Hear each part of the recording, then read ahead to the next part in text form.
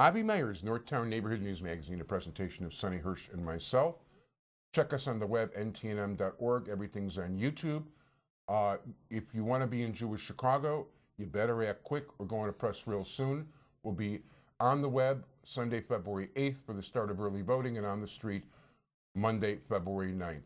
It is a pleasure to introduce you to a candidate for alderman in the 46th Ward, Amy Crawford. How are you? I'm great. Thanks, Avi. Thanks for having me. First of all, thank you. Tell us a little bit about yourself. Sure. So it's Amy Crawford, 46th Ward, and I am a corporate lawyer, commercial litigator, a partner at the law firm of Kirkland & Ellis here in Chicago. Big-time law firm. It's a big firm, yeah. It's a great firm.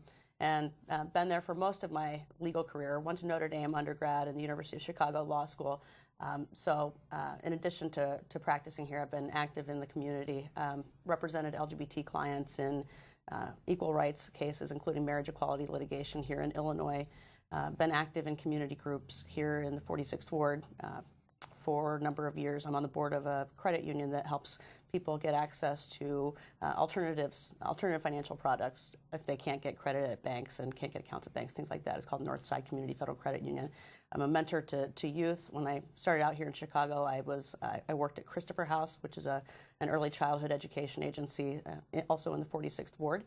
And I'm running because I think that the neighborhoods in the 46th Ward, Lakeview and Uptown, they're real treasures, and we need a strong hand to lead us forward on the issues, especially of violent crime in the neighborhood and also economic development. The economic development that happens in the next 4 years in the 46th Ward, especially with the Wilson L-Stop redevelopment, is going to set the tone for the next 50 years. So being somebody who's a business person, but also has been so involved in local nonprofits, somebody who is a balanced, pragmatic leader that I think can take account of the varying groups and interests in the 46th Ward.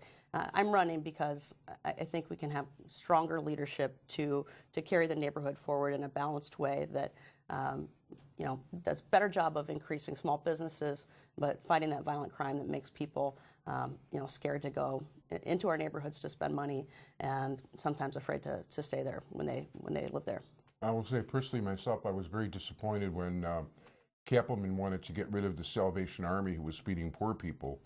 There's a basic human kindness in feeding the hungry. Maybe they're not gonna make your street as spiffy as you like, but how do you turn away hungry people? I don't get it.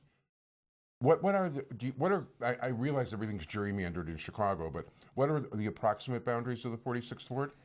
Sure, it's roughly Ainsley, 1 block north of Lawrence on the north, the lake on the east, Clark Street on the west in Uptown, and then in the south, it cuts east on Irving Park and it picks up the northeast corner of Lakeview. So about a third of the ward lives in Lakeview, and that's an important part of the ward as well. Yeah, I think you hit on something very good when you talked about the economic opportunity with the Wilson L. When I was in junior college, Preston Bradley, who the People's Church things are named after. Mm-hmm. He was talking about how in his youth, I mean, he was already like about a fossil when I saw him, but he talked about how when he first opened his church in Uptown, it was the fashionable Gold Coast Uptown neighborhood. And he was saying that he hopes one day, even if it's not in his lifetime, that Uptown will return to that sort of stature. Yeah, definitely. And so we've got all of the bones of being an incredible neighborhood. It's close to the lake, it's close to public transportation, just needs a little bit of help on the economic development front.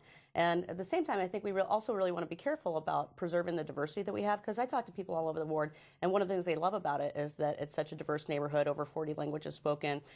So it's a question of how do we work together with everybody to maintain some of that diversity and really also market it and brand Uptown as this diverse place. When we're talking about, people have talked about making it a great entertainment district. We've got the Aragon, of course, the Riviera. Hopefully we can do something with the Uptown Theater.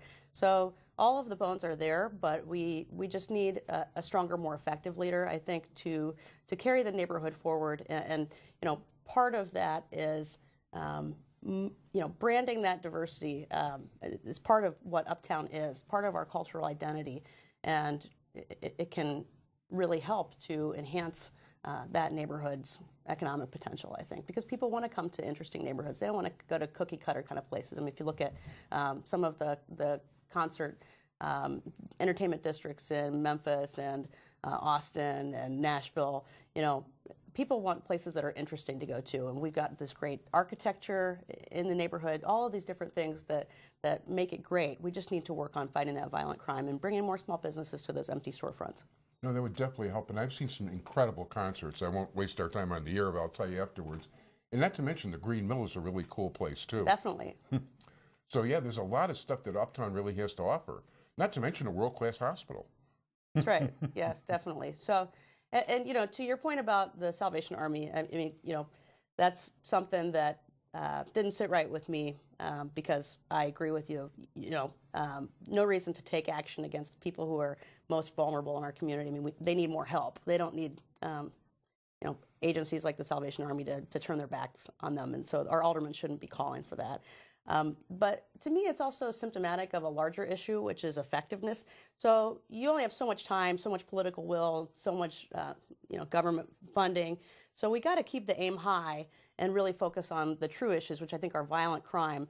And if you're really focusing on things like telling the Salvation Army to stop feeding the homeless, it illustrates, I think, a misprioritization, misallocation of resources and attention. And you know, to me, that's sort of the bigger story here. Very big story. I'm sure you have a website? Sure I do. It's Amy446, AMYFOR 46.org. And Facebook page? Yep, it's Amy for Alderman. And you have a campaign office also, or? We sure do, yeah. It's at 4750 North Sheridan in the Institute for Cultural Affairs building. So I welcome any viewers to stop on by. We'd love to have your help, and I'd love to talk to you in person. Great. I want to thank you so much. Amy Crawford, candidate for Alderman in the 46th Ward. Good luck in the election. Make sure you vote. Again, thanks for having me. Thank you.